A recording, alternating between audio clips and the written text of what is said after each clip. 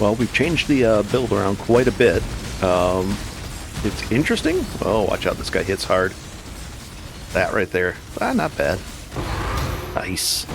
And we're going to have a couple of different ways to make a lot of EXP per hour. So I'll show you that as well. This is pretty easy. Really easy to do, actually. Oh, wow. Cassia, too. Very cool. And I'm just doing some more testing just to make it a better way to do it. But we're going to go over the build guide now. Oh, boy. There's so much stuff. Let's see how this goes. Oh, boy. Oh, I clicked it. And let's just run through all this. I like the new change with the opening of the hands. Those are cool now. But this is really, really easy. And let's keep going. And let's show you how we get the 5th Ascendancy as well. We'll do all that right now after this one. I want to have some fun here. Hello and welcome to Path of Exile Necropolis League. This is a build update, so it's not going to go into super detail, but it's detailed for the Cyclone of Tumult Slayer. So let's get into it. I'll try to put the link down below to the build series for this guide. It's a detailed step-by-step guide with gems, the flasks, it covers gear, all that stuff. The only thing that's changed is I've switched over to a headhunter. That gives me a lot of random buffs. It's a lot of fun. And then I got it double corrupted with max life and then the energy shield. But you could just do max life and that would be this one costs about 10 to 15 divine. Or you could go with a regular headhunter for about 5.5 divine to do what I was doing out there.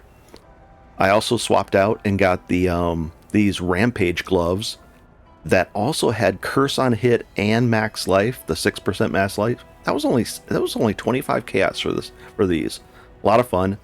I did lose the Assassin's Mark combo because these vulnerability I can't do another curse, so I can only do one curse, so that's why I got rid of that. I still do the Frenzy Charge generation with Cold Snap and cast when damage taken on level 1. I also swapped out the Fortify. I rolled with the if you hold down Alt, it'll tell you which one it is. It is the Eater of Worlds currency, and I just rolled that to get the Fortify onto my armor. And I use these things right here. Right here. These cost like 1.5 chaos. So you just keep rolling until you get that. So that's how I get the Fortify, which allowed me to put the Rage support on there, which is really cool. Builds up Rage, makes you move. I'll hold down Alt. Rage does that. Increase damage per Rage, increase attack speed and movement speed. And you get up to 50 with this build so far. And I can get that up higher, but so far so good. And the 5th Ascendancy. I think this covers all of this. The changes, not much else has changed. These are all the same as the build. And the Ascendancy part. Let's do that. I removed these accuracy points. I was still okay on accuracy at 100%. So I moved those 3. And then I moved these 3. And then if you need a couple more points, you're going to have to remove a couple of these life nodes. And what I did was I moved it straight down into here. So we just came in here. You're going to get one of these with only 8 passives. So you're going to have to search for one of those. And then I only wanted one notable on here. So it was a 8 passive jewel with 1 notable, but then it still leaves this available. See how that's available? And this one's available. So you could put just 2 jewels here. It's nice. Really crucially important. So you get that with only 8 passives, and then I picked something else on there. Let's see. 3 chaos per, these little small nodes give me 3 chaos. They regen some life and 12% increased damage. I was cool with that.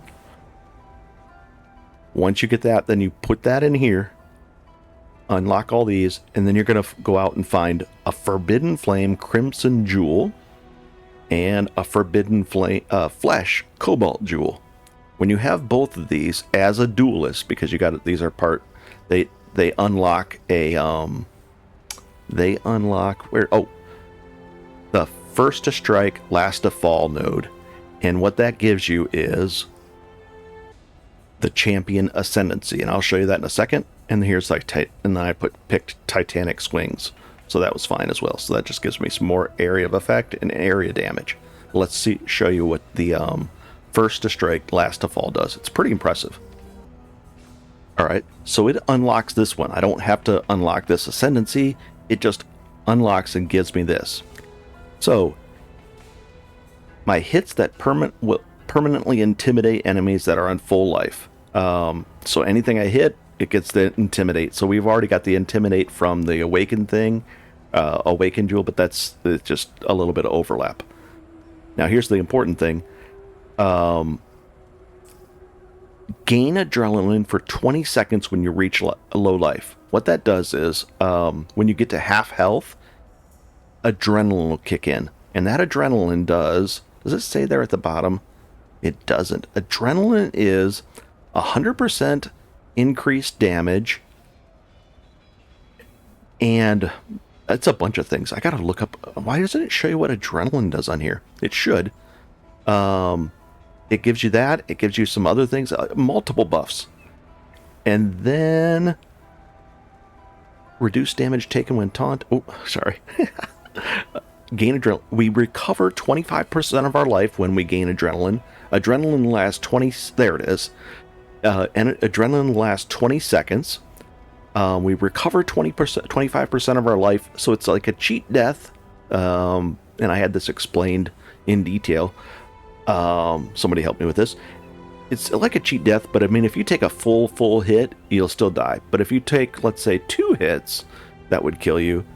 That first hit will recover the 25%, and I don't know if it's instant or not for the recover, but it seems to be. It seems like I've seen my health go down and then chunk back up by 25%, and then come in there.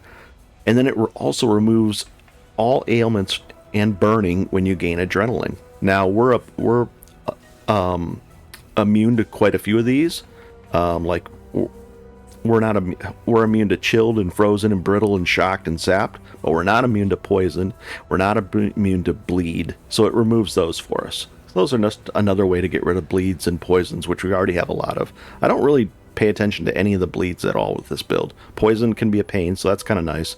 But the adrenaline is 100% increased damage, 25% increased attack and movement speed, and 10% additional physical damage reduction. So we get all that for 20 seconds. It's really, really, really nice.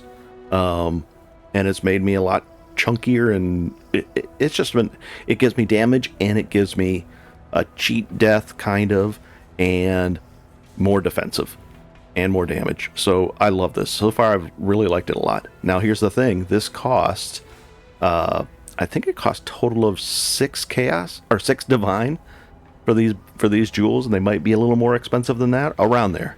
Let's go take a look at them. Yep, for some reason this one costs more. This one costs 4 divine, and this one I believe only costs 2 divine. So it was 6 divine in total, and you need both to unlock it. And you don't have to put them here. If you don't want to go this route, you could put one here, and then you could pick up maybe this node if you already have it and put it here. So you could put it here and down here. That would work as well. But I like this setup, and that's what it gives me. I had to give up Impales. I still have the bleeds, mostly for this 80% crit strike chance thing, but it's a lot of fun. This build goes smoothly. So I hope this helps. I'll put the path of building down below, and this is going to change again. I'm going to get another 2 levels, so I'll have 3 more levels. I might move one of these out of here and then get some more Impales back into the build. I don't know. I'm just messing around in between as we level this up and get higher and higher. And I'm going to have a video coming out which will show you how to get levels really, really easily and with as least complicated as possible. I hope this helps, and have a good one and enjoy. Very cool.